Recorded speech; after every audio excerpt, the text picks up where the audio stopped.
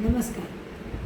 आज आपण बोलणार आहोत ते ज्ञानेश्वर माऊलींच्या हरिपाठाबद्दल. ज्ञानेश्वर माऊलींबद्दल आपण काय बोलणार पाहणार.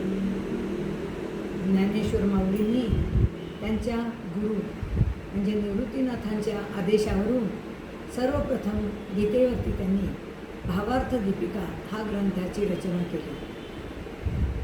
त्याच्यामध्ये इतके अलंकार आहेत, इतकी उदाहरणं आहेत, पण तरी पण तो ग्रंथ हा सामान्यांना जरा अवघड जातो कळण्यासाठी. मग त्यांनी काय केलं ते जेव्हा ज्यावेळेला भावार्थ दीपिका सांगून झाली, ज्याला आपण आता ज्ञानेश्वरी म्हणतो, त्यानंतर निवृत्तीनाथांनी त्यांना सांगितलं की तुम्ही तर हे जे भाष्य आहे गीतेचं त्याच्यावरती तुम्ही मराठीत अनुवाद केला, पण तुमचे स्वतःचे अनुभव कुठे? तुम्हाला जो अनुभव आला आहे तो तुम्ही लिहा असं म्हणल्यानंतर त्यांनी स्वानुभव हा ग्रंथाची निर्मिती केली. तो स्वानुभव ग्रंथ म्हणजे काय? त्यांना आलेला आत्मानुभव जो आहे तो त्यांनी त्याच्यात ग्रथित केला. तो तर अजूनच सामान्यांना डोक्यावरून जाणारा ग्रंथ, खूपच अवघड ग्रंथ. कारण ज्ञानेश्वर माऊलींची स्वानुभूती आपल्याला काय सामान्य पामरांना कळणार.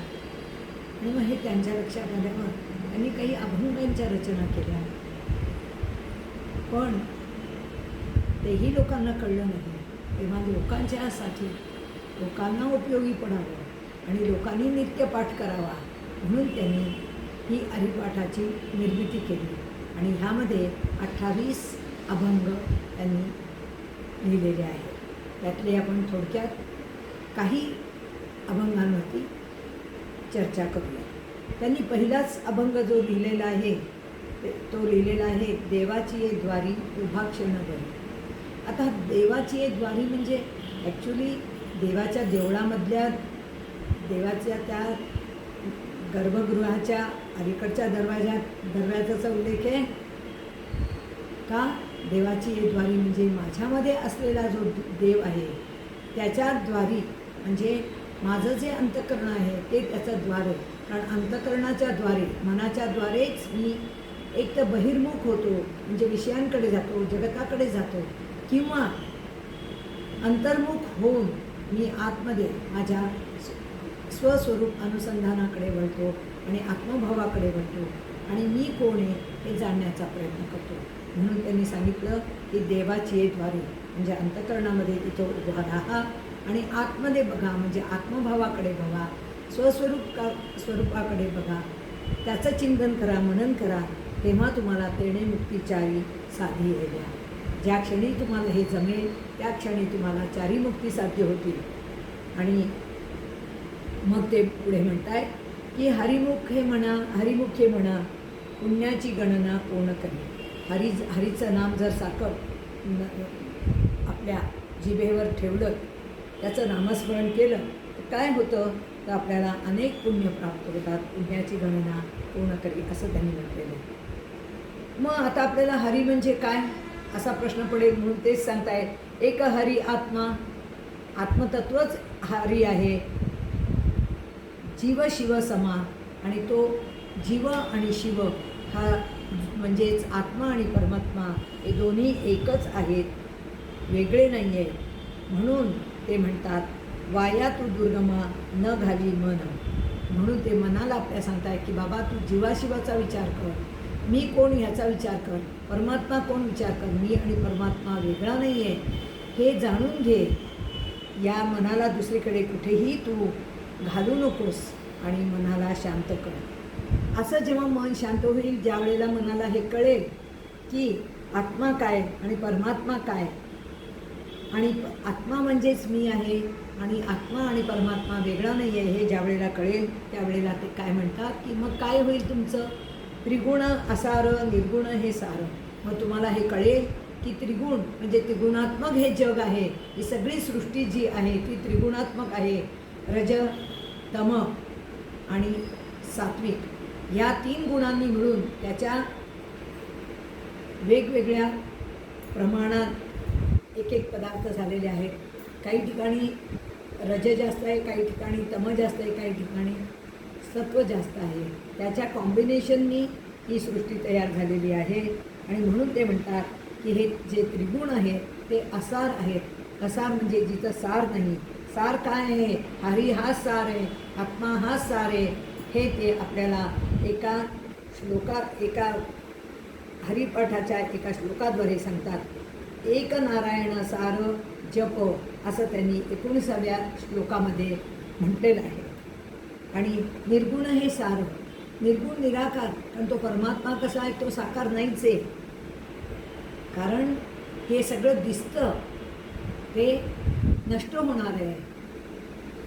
यदृष्टम तन्नष्टम असं म्हटलेलं आहे श्रुती माऊलीने. आणि म्हणून जे जे दिसतं ते खरं नाही आहे. मग जे दिसत नाही ते खरं आहे. मग निर्गुण जे आहे ते खरं आहे.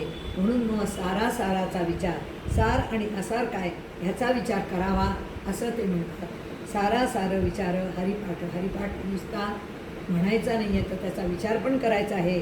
तर तुम्ही विचार करा की सार काय असार काय आणि आत्मा काय अनात्मा काय ह्याचा जो विवेक करेल त्यालाच वैराग्य प्राप्त होईल असं ते म्हणतात. आणि म्हणून सगुण निर्गुण गुणांचे अगुण म्हणून सगुण आणि निर्गुणाच्या पलीकडे तुम्ही जा आणि मग तुम्ही या साराला प्राप्त करा. आणि मग पुढे ते म्हणताय की पण हे सगळं कसं प्राप्त होईल? तर ते म्हणतात की भावेविणा भक्ती, भक्तीविणा मुक्ती, बळेविणा शक्ती, बोलू नये. भावेविणा भक्ती, जर तुमच्यामध्ये भावच नसेल, परमात्म्याबद्दल काही श्रद्धाच नाही आहे, भक्ती नाही आहे, त्याच्याबद्दलचं प्रेम नाही आहे, तर तुम्हाला कधीही मुक्ती प्राप्त होणार नाही. कारण जोपर्यंत परमात्मा काय आहे हे कळत नाही, तो कळल्यावर त्याच्याबद्दल आपल्याला प्रेम निर्माण होईल. कुठलीही व्यक्ती आपण केव्हा जाणतो? जेव्हा त्याचे सगळे गुण आणि अवगुण आपल्याला कळलेले असतात तेव्हा आपल्याला त्याच्याबद्दल प्रेम वाटतं किंवा द्वेष वाटतो. इथं आपल्याला जेव्हा परमात्म्याचं सगळं त्याच्याबद्दलचे सगळे भाव कळतील त्यावेळेला आपल्याला मुक्ती प्राप्त होईल असं ते म्हणतात. आणि भाव आला की भक्ती येते, श्रद्धा भक्ती आली की आपोआप आपल्याला मुक्ती प्राप्त होते. म्हणून ते म्हणतात बळे विण शक्ती बोलू नये.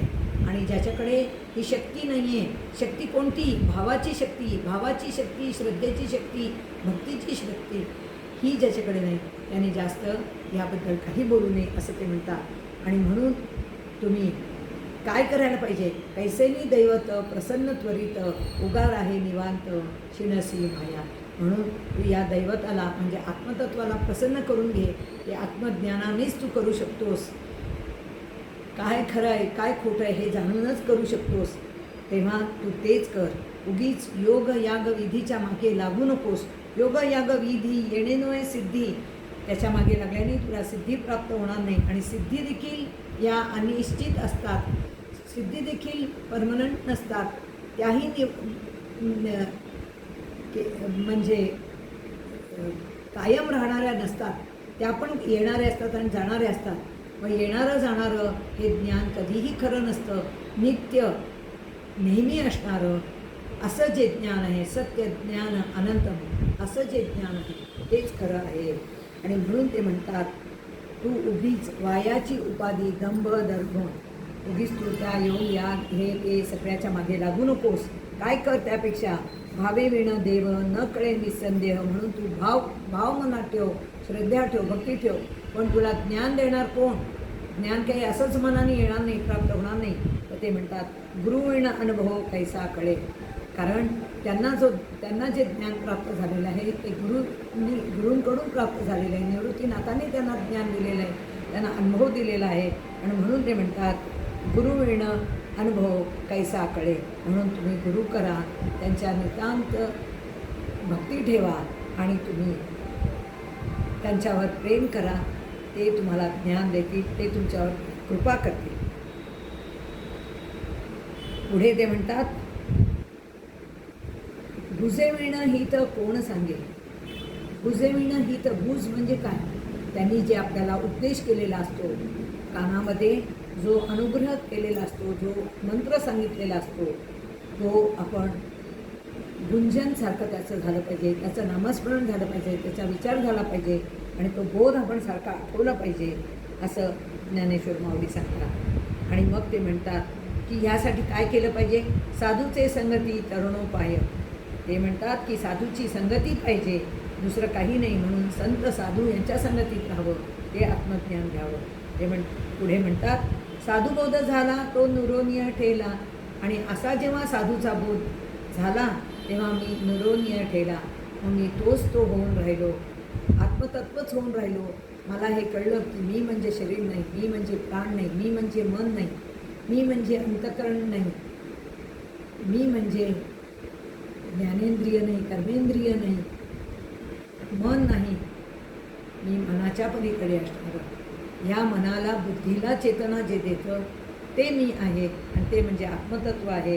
आणि हे मला या साधुबोधामुळे कळलेलं आहे. आणि म्हणून मी तिथं स्थायीचं मुरूला अनुभव आहे. आणि मग मी त्या अनुभवामध्ये मुरून गेलेलो आहे, ठरून गेलेलो आहे. मग असं झाल्याने काय होतं? ते म्हणतात पर्वताप्रमाणे पातक करणे, वज्रलेप होणे अभक्तासी. मग ते पुढे म्हणतात की हे तर भक्ताचं लक्षण झालं, हे तर भक्त आहे, हे तर अनुभवही आहे, परमात्म्याला प्राप्त करणार आहे, मुक्त झालेला आहे. पण जो अभक्त आहे तो कसा आहे?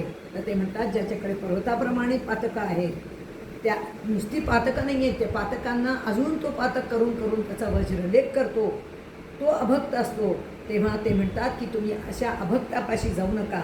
नाही ज्यासी भक्ती तो पतिता भक्त, हरिसी न भजत दैवरूत. म्हणून तो हरिशी भजत नाही. तर अशा लोकांशी तुम्ही त्यांच्याजवळ जाऊ नका, त्यांच्यापाशी बोलू नका. अनंत वाचाळं बरळती बरळ, त्यांची अनंत वाचा जे फालतू बडबड करतात त्यांच्यापाशी तुम्ही जाऊ नका. फक्त साधूंच्या संगतीत राहा, आत्मज्ञान काय आहे ते जाणा. आणि मग तुम्ही हा ज्ञानदेवाप्रमाणे आत्मा हा निधान सर्वाघटी पूर्ण एक नांदे. जो सर्वाघटी नांदणारा जो आत्मतत्व आहे, जे सगळीकडे व्यापून उरलेलं आहे, त्या आत्मतत्वाचा विचार करा, त्याच्यामध्ये बुडून राहा, असं ते आपल्याला सांगतायत. आणि मग पुढे ते म्हणताय की हरि उच्चारणी अनंत पापराशी जातील लयासी क्षणमात्रे. आणि म्हणून तुम्ही जर तुमच्याकडे थोडं जरी पाप राहिलेलं असेल, आणि पाप म्हणजे काय? परमात्म्याला विसरणं हेच पाप आहे. आणि आपण 24 घंटे परमात्म्याचं नाव घेतो का? हा प्रश्न आपण आपल्यालाच विचारावा. त्यामुळे जे काही आपल्याकडे पाप असेल, हरी उच्चारणे अनंत पापराशी, आपण हरीचा उच्चार केला तर ज्या आपल्या पापराशी आहेत त्याचा जातीला लयासी क्षणमात्र, त्या क्षणात ज्या क्षणी आम्ही नामस्मरण सुरू करू त्या क्षणी आमच्या पापांचा राशींचा नाश होईल. आणि मग जेव्हा आमची पापं जातील तेव्हा मला ज्ञान कळेल, असं ते म्हणत आहे. आणि मग पुढे ते सांगत आहे की हे हरिनाम द्वैतनाम दूरी. हरिनाम जेव्हा घेतो त्यावेळेला आपण घेणारा वेगळा आणि हरी वेगळा असं समजतो, असं समजू नका, ते सांगतायत. ते म्हणतात अद्वैत कुसरी विरळा जाणे. तुम्ही अद्वैत म्हणजे ते नाम आणि नामी एकच आहे, तोच मी आहे या भावात राहा. नामामध्येच नामी आहे, परमात्मा माझ्याहून वेगळा नाही, मी ज्याचं नाव घेतो तो आणि मी एकच आहे या भावात राहा. अद्वैतामध्ये हे नामस्मरण करा. सर्वाघटी राम देहा देही एक, सूर्यप्रकाशक सहस्र रश्मी. आणि मग तुम्हाला हा अनुभव येईल की सगळीकडे सूर्यरश्मीच चा प्रकाश पडतो आहे. ज्ञानदेवा चित्ती परिपाठ नेमा, मागलिया जन्मा मुक्त झालो. आणि मी मागच्या जन्मी मुक्त झालेलो आहे, पण ते झालेले असले तरी आपण मात्र या जन्मी त्यांनी सांगितलेल्या हरिपाठाच्या ह्याच्यावरून किंवा ज्ञानेश्वरीमध्ये जे सांगितलं, अनुभवामृतामध्ये जे सांगितलं, अभंगांमध्ये सांगितलं, ते त्यांचं ज्ञान आपण जर ग्रहण केलं आणि तसं ज्ञानामध्ये स्थिर राहिलो, आत्मतत्वात स्थिर राहिलो, तर आपण पण नक्की मुक्त होऊ. आणि मग आपण काय म्हणू तर आपण नामसंकीर्तन करू आणि रामकृष्ण हरी रामकृष्ण हरी असं जप करत राहू. पुढे ते म्हणतात की अभंग हरिपाठ असती 28 रचियले विश्वासे ज्ञान देवे. आणि विश्वासाने हे 28 अभंग रचलेले आहेत. पण ह्याचं जे फलश्रुती आहे ती मात्र मी तुम्हाला सांगतो आहे. ते म्हणतात की तुम्ही परत परत विचार करा, कोणाचे हे घर, हा देह कोणाचा, हा देह कोणाचा आहे, हा देह म्हणजे मी नाही आहे, हे घर म्हणजे मी नाही आहे. तर हे घर आहे त्या आतमध्ये देवाची द्वारी जो पहिल्यांदा सांगितलेला आहे, तो जो परमात्मा परमेश्वर आतमध्ये बसलेला आहे, तो आत्मतत्व म्हणजे मी आहे. आत्माराम त्याचा तोची जाणे. आणि तोच आत्माराम फक्त स्वतःच स्वतःला जाणू शकतो, दुसरा कोणी दुसऱ्याच्या आत्म्याला जाणू शकत नाही. म्हणून ते म्हणताय की या हे जाणा की हा देह म्हणजे मी नाही, आत्माराम तोच मी आहे. आणि मग विचार करा, मी तू हा विचार विवेके शोधणे, मी कोण तू कोण ह्याचा विचार करा. मी नाही आहे, तू पण नाही आहे, मी आणि तूच्या पलीकडे असणारं जे आत्मतत्व आहे तेच मी आहे ह्याचा विचार करा, असं ते आपल्याला सांगत आहे. आणि त्याचा आपण शोध घ्यावा असं ते म्हणत आहेत. आणि तो विवेकाने शोध घ्यावा. आणि असा आपण विवेकाने जेव्हा शोध घेऊ तेव्हा आपल्याला काय होईल, याच देहामध्ये गोविंद माधवा याच देही ह्याची प्रचिती येईल. आणि मग देही ध्याता ध्यान त्रिपुटी वेगळा, सहस्रदळी उगवला सूर्य जैसा. आणि आपण मग तसा सूर्य आपल्यामध्ये सूर्योदय होईल, आपल्यामध्ये ज्ञानाचा प्रकाश पडेल. आणि मग ज्ञानदेव म्हणे, नयनांची ज्योती या नावे रूपे ती तुम्ही जाणार. आणि तीच नयनांची ज्योती जी त्याच्यामुळे निर्माण झालेली आहे ती तुम्हीच आहात, ते समजून घ्या. एवढं बोलून मी हरिपाठावरचं माझं विवेचन पूर्ण करते. इति श्री ज्ञानदेव हरिपाठ समाप्त. श्री ज्ञानदेव तुकाराम. पंढरीनाथ महाराज की जय. जय जय विठ्ठल, जय जय हरी विठ्ठल, जय जय हरी विठ्ठल. बंद कर.